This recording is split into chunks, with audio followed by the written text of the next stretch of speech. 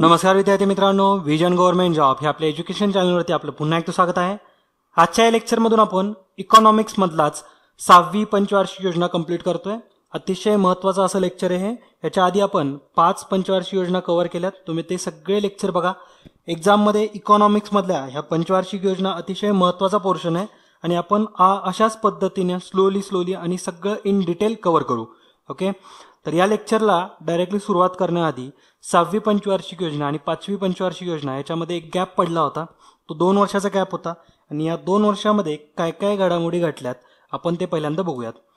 तर काँग्रेस गव्हर्नमेंट पडलं, त्यानंतर जनता दलाचा पक्ष आला निवडून, त्यानंतर जनता दलाने 5वी पंचवार्षिक योजना बंद करून स्वतःची अशी 1 वर्षाचा छोटा प्लॅन सुरू केला. त्यालाच रोलिंग प्लान किंवा सरकती योजना असं नाव देण्यात आलं. त्यालाच जनता दलाची 6वी योजना असं सुद्धा म्हणतात. या सरकती योजनेमध्ये काय काय घटना घडल्या, तर त्याचा कालावधी होता 1978 ते 1980.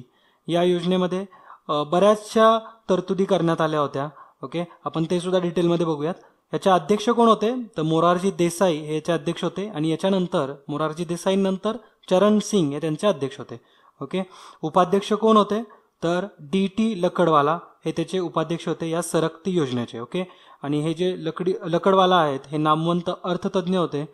सरकती योजनेचा संकल्पना यांच्याच डोक्यातून किंवा यांनाच त्याचं श्रेय दिलं जातं आणि यांनी दारिद्र्य मोजमापन करण्यासाठी सुद्धा महत्त्वाची अशी भूमिका बजावली. ओके, तर DT लकडवाला हे उपाध्यक्ष होते या सरकती योजनेचे. सरकती योजना म्हणजे काय ॲक्च्युली, तर सरकती योजना म्हणजे 5 वर्षांचा, याच्या आधीचे 5 वर्षांच्या पंचवार्षिक योजना होत्या, याच्यामध्ये बरंच अपयश आलं होतं. अपयश म्हणण्यापेक्षा पाहिजे तसे रिझल्ट भेटत नव्हते. जसे त्यांनी गोल सेट केले होते तर ते गोल अचीव होत नव्हते. त्याला बरेच कारणं होते, जसं की अन्नधान्याच्या उत्पादनामध्ये बराच चढ उतार असायचा, महागाईचा दर नेहमी वाढतच राहायचा, औद्योगिक वाढ अतिशय मंद अशी होती आणि प्रत्येक वेगवेगळ्या घटना घडत गेल्या 5 इयर प्लॅनमध्ये. म्हणजे कधी युद्ध झालेत, कधी दुष्काळ पडलाय. तर अशा गोष्टींमुळे काय व्हायचं, हे 5 वर्षाचं जे प्लॅन आहे हे व्यवस्थित चालत नव्हतं. म्हणजे 5 वर्षामध्ये पाहिजे अशी ग्रोथ होत नव्हती. जे गोल सेट केले होते ते मिळत नव्हते. त्याच्यामुळंच या जनता दलाच्या पक्षाने काय ठरवलं की आपण 5 वर्षांचं असं दीर्घकाळाचं लक्ष ठेवण्यापेक्षा किंवा फार लेंदी असं लक्ष ठेवण्यापेक्षा शॉर्ट म्हणजे 1 वर्षाचे असे प्लॅन सुरू करू.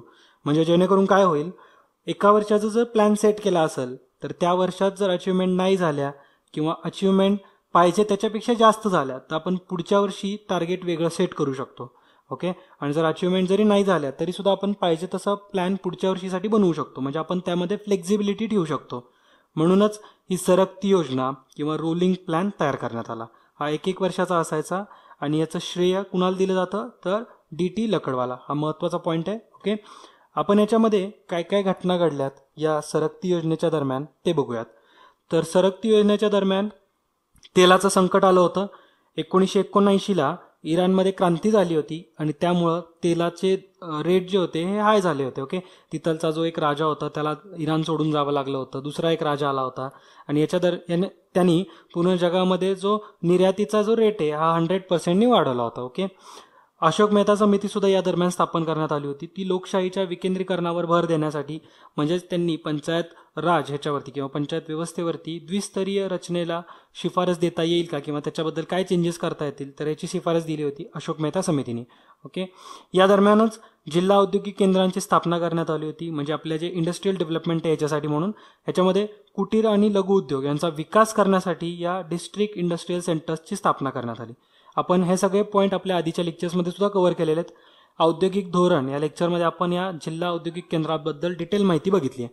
ओके, या दरम्यानच वेगवेगळ्या गव्हर्नमेंट स्कीम सुद्धा लागू करण्यात आल्या होत्या. तर कुठल्या स्कीम होत्या त्या, तर प्रधानमंत्री रोजगार निर्मिती योजना म्हणजे prime minister employment generation program, औद्योगिक प्रोत्साहन अनुदान योजना म्हणजेच इंडस्ट्रियल प्रमोशन सबसिडी स्कीम, त्यानंतर रिवाइज सीड मनी स्कीम, नाबार्डनी सुद्धा मार्जिन मनी स्कीम लागू केली होती. ओके, तर या वेगवेगळ्या स्कीम होत्या या दरम्यानच्या. या सगळ्या लक्षात ठेवा, विचारू शकतात कुठल्या पंचवार्षिक योजनेच्या दरम्यान होत्या.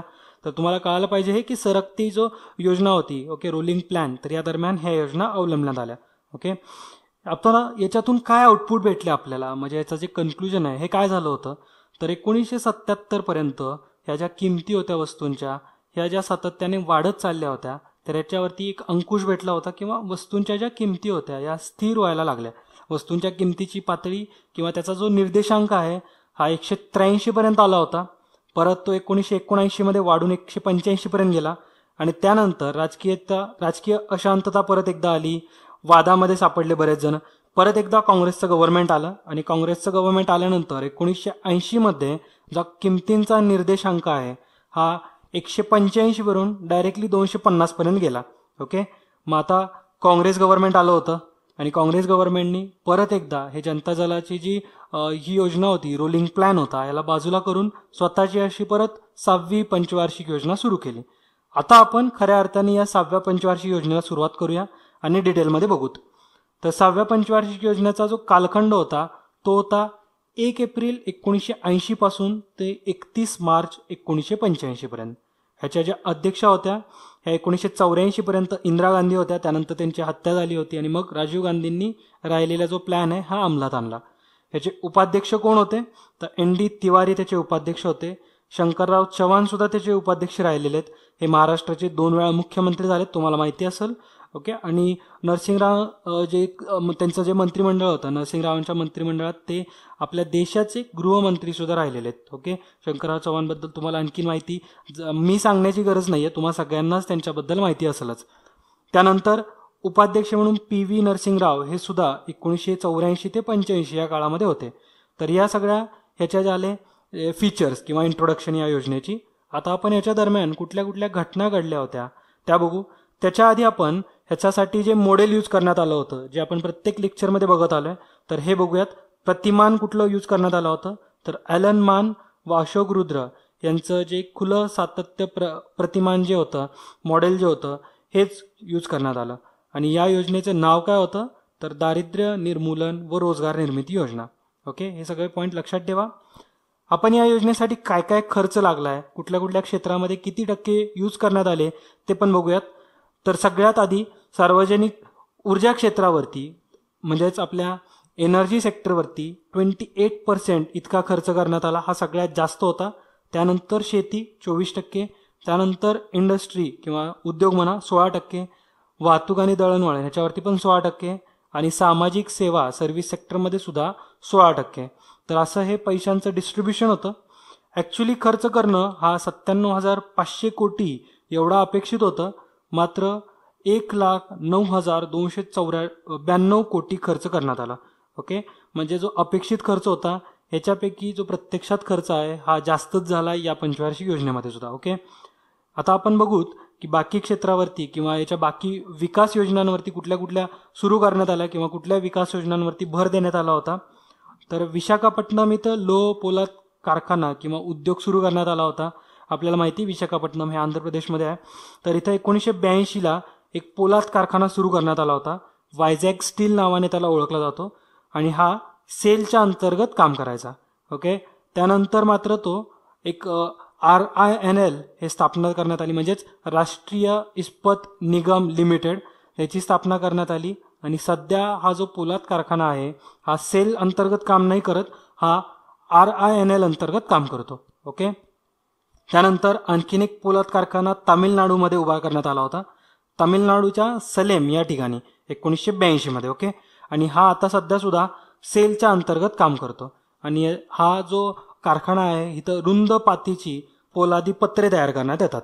ओके, वेगवेगळ्या योजना सुद्धा या कालावधीमध्ये किंवा 6व्या पंचवार्षिक योजनामध्ये लागू करण्यात आल्या होत्या, जसं की RLEGP म्हणजेच rural लँडलेस employment guarantee programme.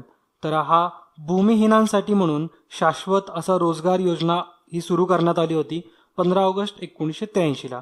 Okay, तर हा सुद्धा पॉईंट तुम्ही लक्षात ठेवा. ग्रामीण भूमिहीनांसाठी म्हणून शाश्वतीत रोजगार योजना म्हणजेच RLEGP. ओके, पुढची अशीच एक योजना आहे ती म्हणजे DDP dairy development program, NSP national seed program, IRDP म्हणजेच इंटिग्रेटेड रुरल डेव्हलपमेंट प्रोग्राम. ह्याच्या अंतर्गत एकात्मिक ग्रामीण विकास कार्यक्रमाला चालना देण्यात येत होती. ओके, तर 2 ऑक्टोबर 1980ला हा कार्यक्रम चालू करण्यात आला होता.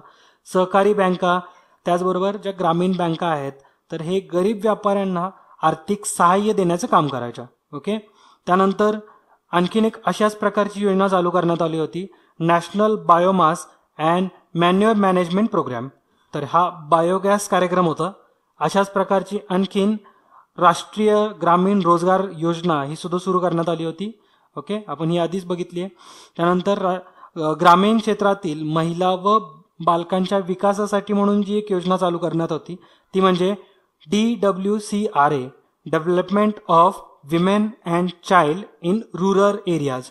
ओके, अशा बऱ्याच योजना चालू करण्यात आल्या होत्या. तुम्ही ह्या सगळ्या योजना एका पेजवरती लिहायच्यात आणि याच्यावरती 6वी पंचवार्षिक योजना असं हेडलाईन पण द्यायचं आहे. म्हणजे तुम्हाला लक्षात राहील कुठली योजना कुठल्या पंचवार्षिक योजनेमध्ये सुरू केली होती. ओके, या दरम्यानच बँकिंग क्षेत्रामध्ये सुद्धा बरीच डेव्हलपमेंट झाली होती. जसं की 15 एप्रिल 1980ला 200 कोटींपेक्षा ज्यांची ठेव जास्त आहे अशा एकूण 6 बँकांचं राष्ट्रीयकरण करण्यात आलं होतं.